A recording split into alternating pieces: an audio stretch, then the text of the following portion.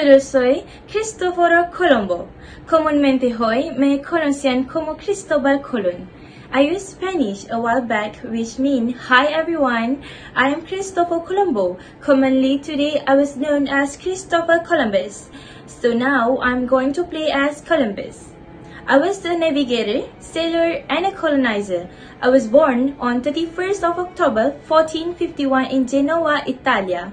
I was the son of two wool weavers. My father's name is Domenico Colombo, and my mom was called Susanna Fontanarosa. I began my journeys at the sea in my early teens. I traveled to many ports around the Mediterranean to the areas such as Inglaterra, England, and Irlanda, Ireland. My first voyage into the Atlantic Ocean in 1476 nearly cost my life, as the commercial fleet I was sailing with was attacked by French privateers off the coast of Portugal. My ship was burned, and I had to swim to the Portuguese shore. After a wreck at sea at the age of 25, I ended up living nearby in Portugal. I was married to Felipa di Perestrello, who was the daughter of a governor and nobleman. After I got married, I was gifted with a baby boy. We named it Diego. However, my wife became ill and passed away, so I decided to take my son and travel to Spain. I worked for several years as a merchant mariner and sold products for other noble families of the region. In 1487, I met another girl named Beatriz Enriquez de Arana, who gave birth to my illegitimate son, Fernando.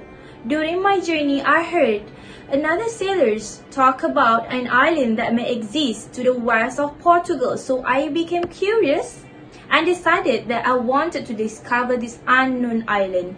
I, Cristoforo Colombo, known as an explorer that connecting the old world, which is Europe, Africa, and Asia, with a new world known as North America and South America. During early 1400s, Portugal was gaining power on the seas by colonizing Atlantic islands and establishing trade with African kingdom.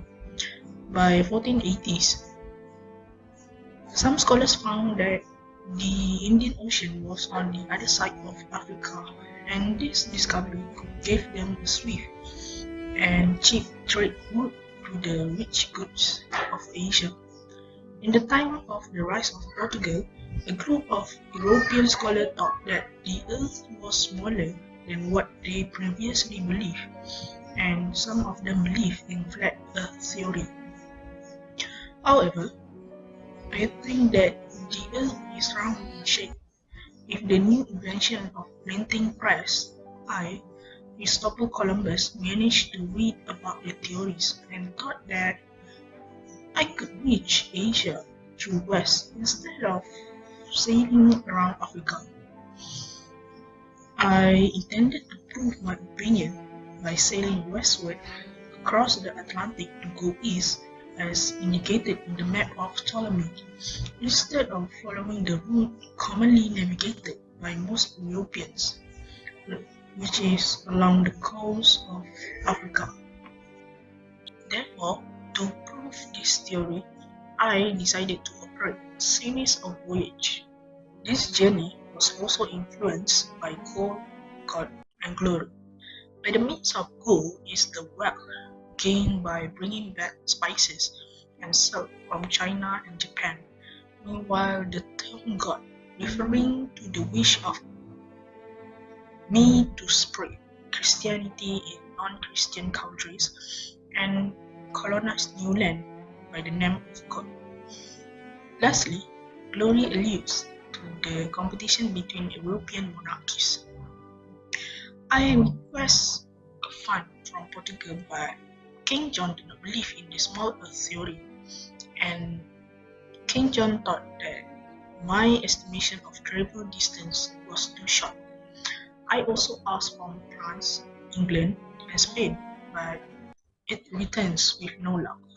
By 1942, the Spanish sovereigns, King Ferdinand and Isabella, decided to fund 3 ships for a voyage as they saw my journey as means to compete against Portugal.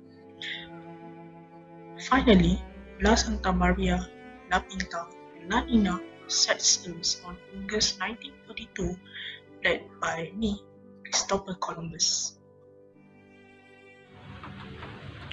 Hello, soy Columbus. I have made some contribution during my age of exploration. Firstly, I have independently discovered America, which is nearly impossible in the 15th century to hit into Asia from Europe Island. I calculated the circumference of the Earth as much smaller than it actually was and thought that the proposed journey would be easy to complete. And though I was not the first to discover the Americas, it was my voyage that redefined history and was instrumental in initiating centuries of conquest and colonization and asserting Europe's dominion over the world. Second, I led the first European expedition to the Caribbean, Central America, and South America. I undertook 3 more expeditionary voyages from Spain to the New World. My second voyage began on 24 September 1493. And this expedition contained supplies to establish permanent colonies in the New World. And in November 1493, my crew saw land and discovered Dominica, Guadeloupe, Jamaica Island. And in March 1496, I set sail back to Spain, and on May 30, I left the ship for the third trip to the New World. In July, I landed on the island of Trinidad and explored the Gulf of Paria and finally touched South America. However, due to my bad health, I returned to Hispaniola August 9, 1498. My voyage began in May 1502 and reached Central America and sailed back to Spain in 1504. Fourth, my settlement in Hispaniola provided Spain's strategic advantage for expansion in the New World. Apart from the information gathered from my voyage, another important repercussion of my expedition was the island of Hispaniola, founded by me during my voyage in 1492 and 1493. Hispaniola was the site of the first permanent European settlement in the Americas. This ultimately aided Spain in its conquest of the West, and the island position in the northern flank of the Caribbean Sea proved to be a strategic standpoint for the expansion of Spain to Cuba, Mexico, Panama, and South America. And next, colonial exchange caused a huge increase in population in the Old World. The bounce from the America had a huge impact of the Old World. Life of million people in Africa, Europe, and Asia were changed radically due to the introduction of the New World crops. The New World plants like potato and maize could grow in soils which were useless for the Old World crops. Today, China and India are the largest producers of the consumer of potato in the world. And between 1650 and 1850, the population of the world doubled. And fifth, I was regarded as the major figure in Spanish history. My contribution has been commemorated via a monument that stands a tall pillar pointing toward the sea in Barcelona. In addition to this, Columbus Day is celebrated in America on the second Monday of October. While I was unable to fulfill my dream of finding a new passage to America, to Asia, my voyage has shaped the world, and I was considered as the most influential explorer in history. Last but not least, I served as governor of Hispaniola. Me, as Christopher Columbus, was widely regarded as an expert navigator and maritime explorer during my time. I held many important titles and positions during my lifetime, and in 1492, me received the title of Almirante Mayor del Mar Oceano, which stands Admiral of the Ocean, and under the legal agreement of the Spanish. I was also granted with the viceroyalty and governorship of an island that I might discover. So that's all from me. Thank you. Christopher Columbus undoubtedly changed the world, but was it for the better? So, more than 500 years after Columbus discovered the New World, kicking off century of exploration and colonization of the America, Christopher Columbus is honored with a federal holiday on the second Monday of every October. But as historians have continued to dig into the life of Columbus, the controversy about him have arisen over continuing to honor this Italian explorer as a hero. So in this video, I will focus on two controversies regarding Columbus. So the first controversy is Columbus saw indigenous Americans as obstacle. Columbus, like many European explorers, has encountered indigenous people throughout his voyage. So there are three main sources of controversy that involving Columbus' interaction with the indigenous people that he labeled as Indian. So the first is the use of violence and slavery. Second, the forced conversion of native people to Christianity, and last but not least, the introduction of a host of a new disease. So in an era which slave trade was starting to grow, Columbus and his men enslaved many native inhabitants of the West Indies and were subjected them to extreme violence and brutality.